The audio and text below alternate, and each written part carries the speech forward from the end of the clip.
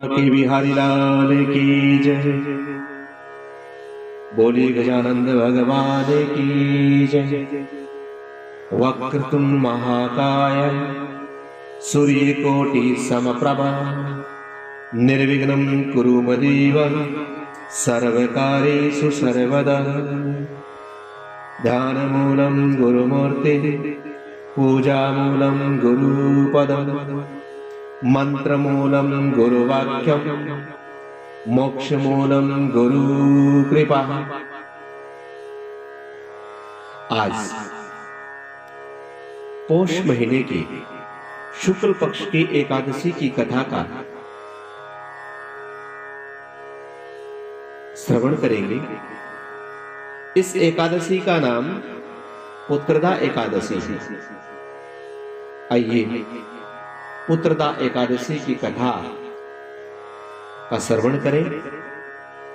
महाराज युधिष्ठिर ने पूछा भगवान श्री कृष्ण से कि हे प्रभु, आपने मुझे सफला एकादशी का महात्म्य विधिवत बताकर बड़ी कृपा की।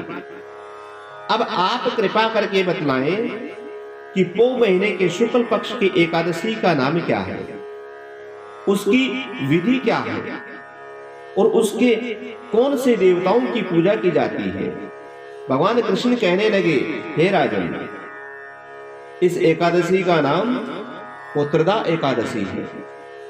इसमें भी भगवान नारायण की पूजा की जाती है।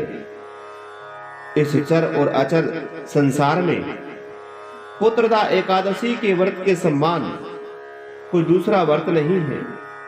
इसके पुण्य से मनुष्य तपस्वी विद्वान लक्ष्मीवान होता है। इसकी मैं एक कथा कहता हूं, तुम ध्यान पूर्वक सुनो। हे युधिष्ठिर, भद्रावती नामक एक नगरी में सुकेतुमान नाम का एक राजा राज करता था। उसकी कोई पुत्र नहीं था। उसकी स्त्री का नाम सेव्या था। वह निपुत्री होने के कारण हमेशा चिंता में रहा करती थी।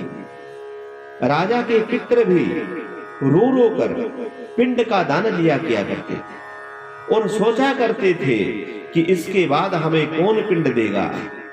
राजा को भाई बांधव, धन, हाथी, घोड़े, राज्य, मंत्री, इन सब में से किसी भी चीज से संतोष नहीं होता था। इसका कारण मात्र एक था कि उसको पुत्र की प्राप्ति नहीं हुई। वह सदैव यही विचार करता था कि मेरे मरने के बाद मुझे कौन पिंड दान देगा। बिना पुत्र के पितरों और देवताओं का ऋण भी मैं कैसे चुका सकूंगा। जिस घर में पुत्र ना हो उसमें सदैव अंधेरा ही रहता है। इसलिए मुझे पुत्र की उत्पत्ति के लिए प्रयत्न करना चाहिए। जिस मनुष्य ने पुत्र का मुख देखा है वह बहुत धनी है। उसको इस लोक में यश और परलोक में शांति मिलती है, अर्थात उनके दोनों लोक सुधर जाते हैं। पूर्व जन्म में कर्म से ही इस जन्म में पुत्र और धन की प्राप्ति होती है। राजा इसी प्रकार दिन रात चिंता में लगा रहता था। एक समय राजा ने अपने शरीर को त्याग देने का विचार किया, किंतु आत्मघात को, आत्महत्या को महान पाप समझ करके उस राजा ने ऐसा नहीं किया। एक दिन राजा ऐसा ही विचार करता हुआ अपने घोड़े पर चढ़ करके जंगल की ओर चल दिया। पक्षियों व वृक्षों को देखने लगा। उसने देखा कि वन में मृग, व्याघ्र, सूअर, सिंह, बंदर, सांप आदि सब भक्षण कर रहे हैं। हाथी अपने बच्चे और हथनियों के बीच में घूम रहा है। इस वन में कहीं तो गीदड़ अपने कर्कश स्वर में बोल रहे हैं, कहीं उल्लू ध्वनि कर रहे हैं। वन में दृश्य को देख करके राजा सोच करने लगा। इसी प्रकार उसको दोपहर बीत गई। वह सोचने लगा, मैंने कई यज्ञ किए, ब्राह्मणों को स्वादिष्ट भोजन से भोजन तृप्त किया, फिर भी मुझे यह सुख क्यों प्राप्त नहीं हुआ, यह दुख क्यों प्राप्त हुआ। राजा प्यास की मारे अत्यंत दुखी हो गया और पानी की तलाश में इधर उधर भटकने लगा। थोड़ी दूर पर राजा ने एक सरोवर देखा। उस सरोवर में कमल खिल रहे थे तथा सारस, हंस, मगरमच्छ आदि एक साथ विहार कर रहे थे। उस सरोवर के चारों तरफ मुनियों के आश्रम बने हुए थे। उस समय राजा की दाहिनी आंख फड़कने लगी।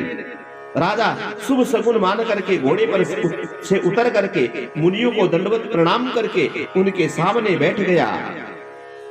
राजा को देख करके मुनियों ने कहा, हे राजन, हम तुमसे अत्यंत प्रसन्न हैं। तुम्हारी क्या इच्छा है सो कहो।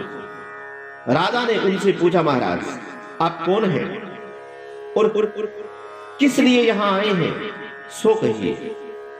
वह सभी ऋषि मुनि कहने लगे, हे राजन, आज संतान देने वाली पुत्रदा एकादशी है। हम लोग विश्व देव हैं और इस सरोवर पर स्नान करने के लिए आए हैं। इस पर राजा कहने लगा कि महाराज, मेरे यहां भी कोई संतान नहीं है। यदि आप मुझ पर प्रसन्न हैं तो एक पुत्र का वरदान दीजिए। मुनि कहने लगे, हे राजन, आज पुत्रदा एकादशी है, आप अवश्य ही इसका व्रत करें। भगवान की कृपा से अवश्य ही आपके घर में पुत्र होगा।